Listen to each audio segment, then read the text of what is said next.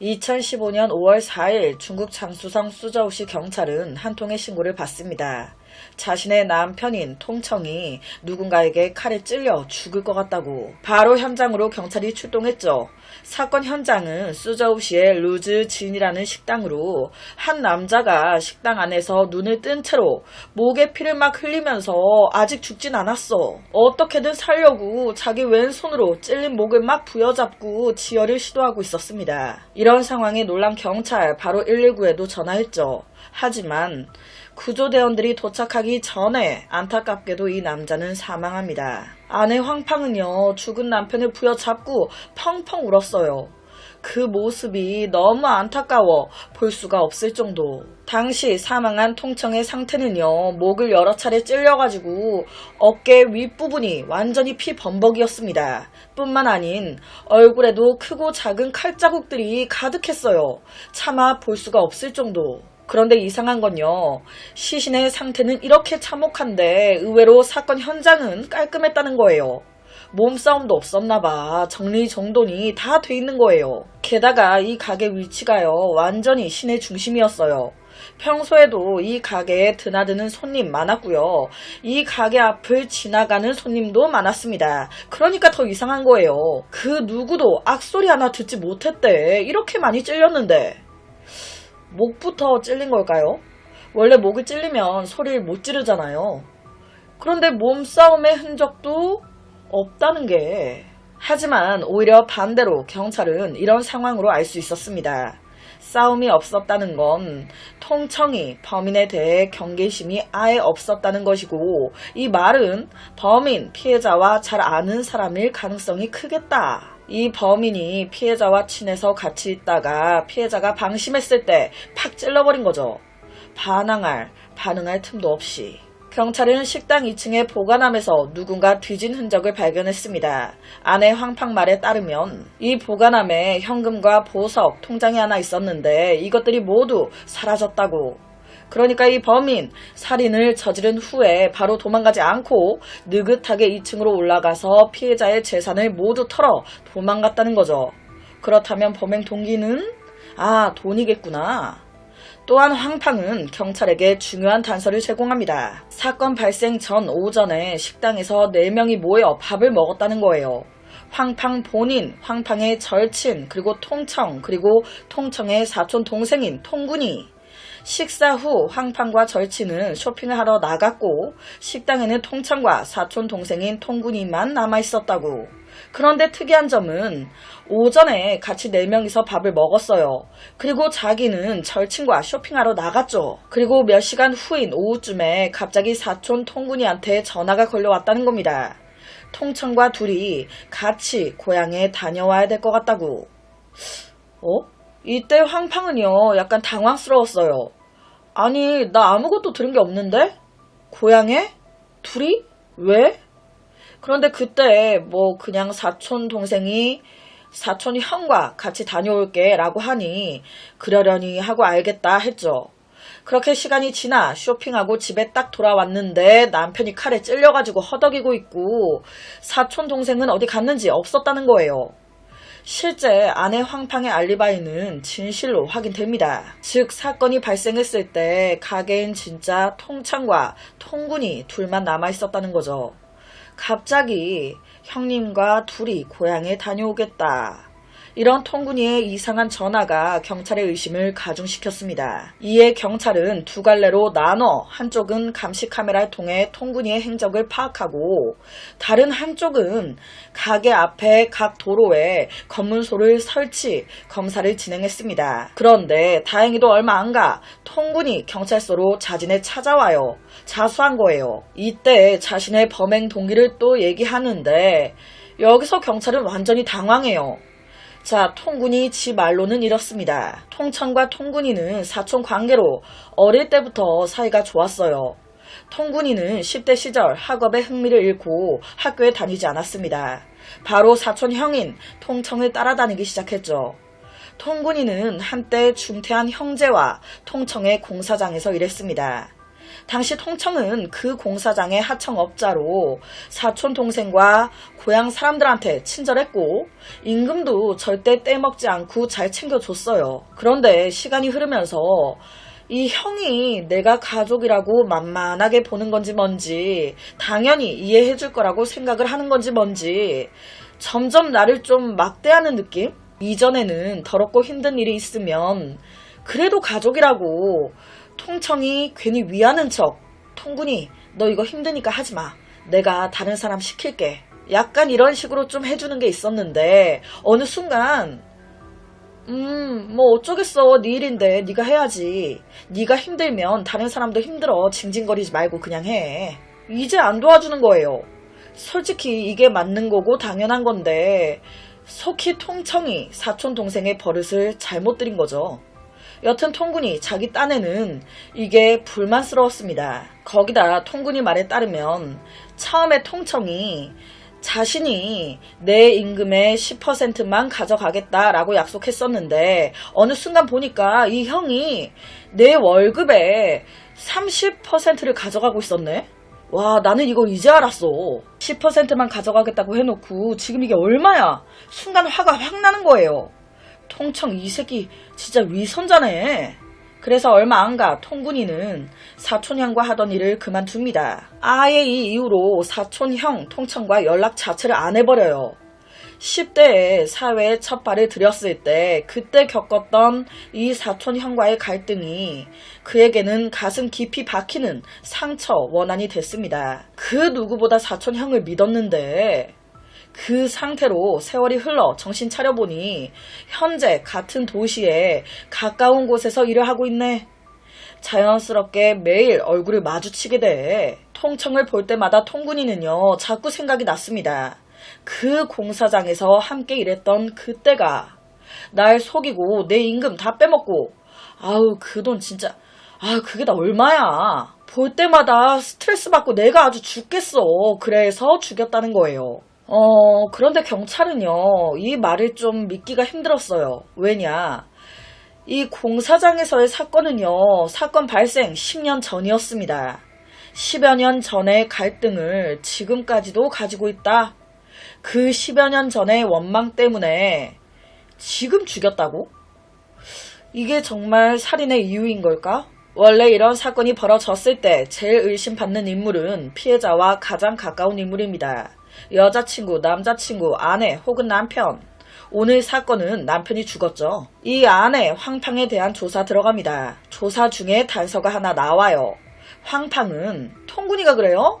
남편이 자기 임금의 30%를 뒤로 빼먹었다고? 아니에요. 그건 원래 통청이 받아야 될 몫이었다고요.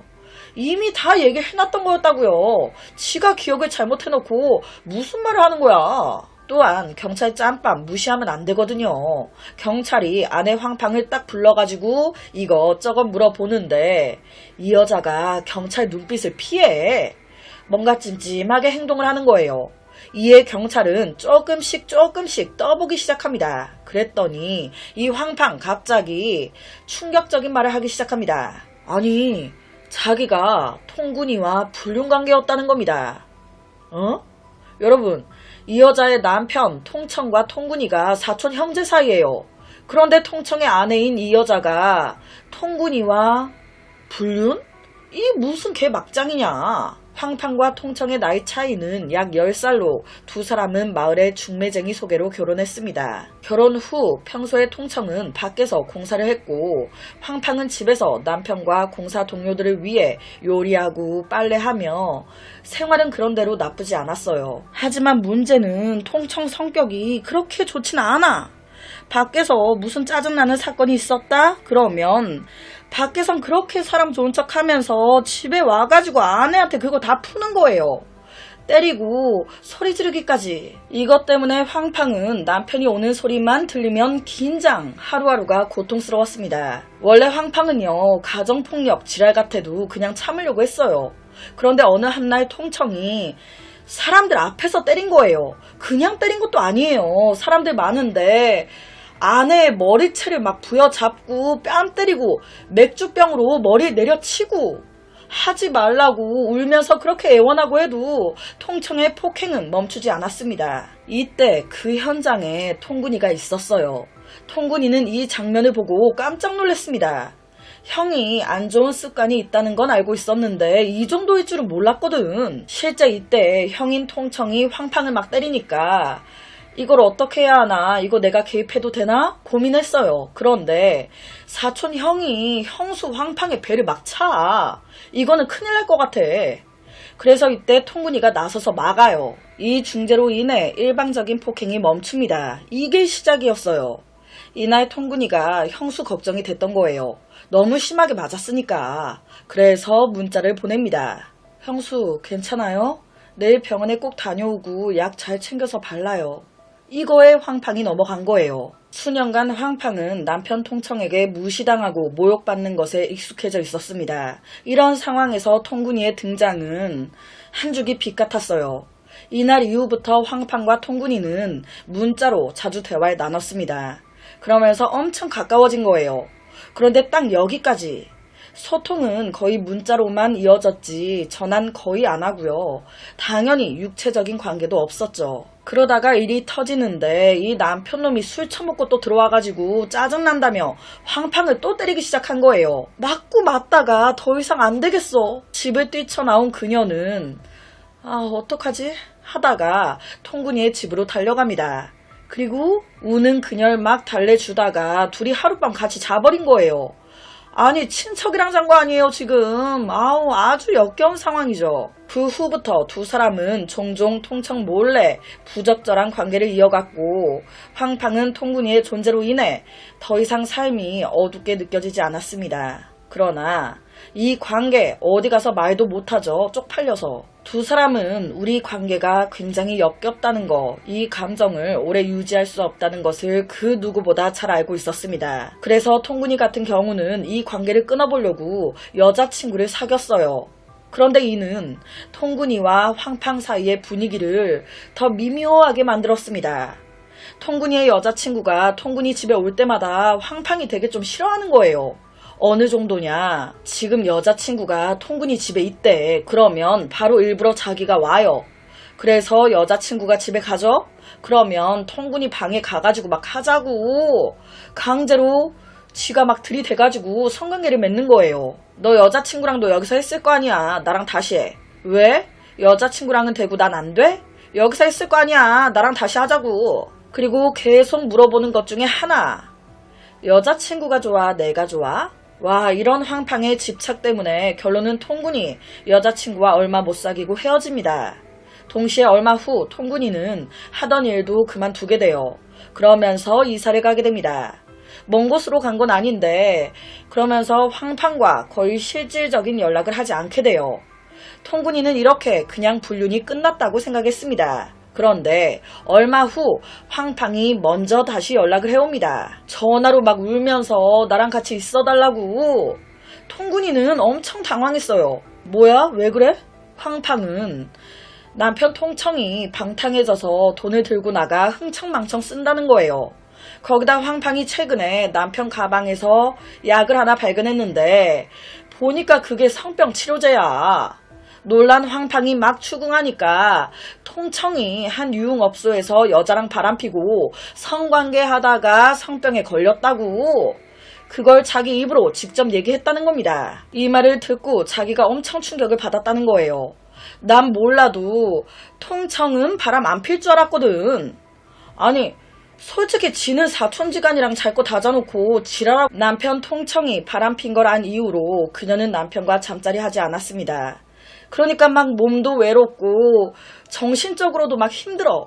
그래서 울면서 통군이한테 전화했던 거예요. 이에 통군이는 핑계를 대면서 낮에 통청의 식당에서 일을 도왔습니다. 그리고 밤에는 통청의 집 손님 방에서 자요. 그렇게 며칠을 있는 거예요. 아니 남편 통청 상상해냈겠습니까? 내 사촌 동생과 내 아내가 이런 더러운 관계일 줄은. 그러니까 황팡 입장에서는 지금 이 집에 자기 남편과 자기 애인이 같이 사는 거예요. 통청은 성병에 걸려 황팡과 함께 잠자리 할 수 없었습니다. 아니 할 수 있다고 쳐도 하기 싫었어.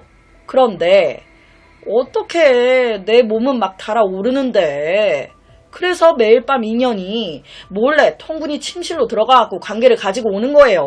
하지만 이런 날들은 다행히도 오래 지속되지 않습니다. 2015년 5월 4일 동거를 시작한 지 한 달도 채 되지 않은 시점에 황팡은 친구와 함께 식사 후에 외출했고 통군이와 통청만이 식당에 남았습니다. 통군이는 그릇과 젓가락을 싱크대로 가져가 설거지 준비했어요. 이때 갑자기 통청이 소리를 막 지르면서 통군이한테 욕을 막 해대기 시작했다는 거예요. 통군이가 어렸을 때 학교를 중퇴한 것부터 시작해서 지금은 개 고무신처럼 나한테 붙어 산다고 욕을 한참을 그렇게 욕을 퍼붓더니 베란다 쪽 의자에 앉아 잠이 들었다고.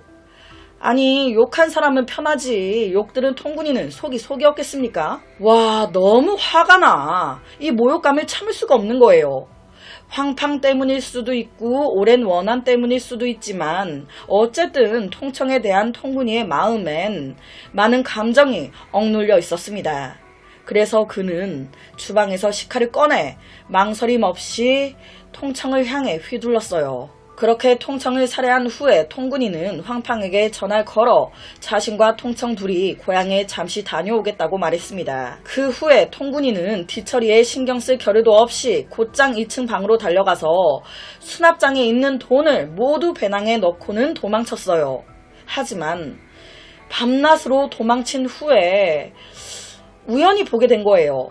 도로 순찰하는 경찰들을. 그걸 딱 보는 순간 되게 혼란스러워진 겁니다. 법망은 이렇게 촘촘한데 내가 언제까지 어디로 얼마나 도망갈 수 있겠나. 이 삶이겠나. 그렇게 고민하다가 안 되겠다.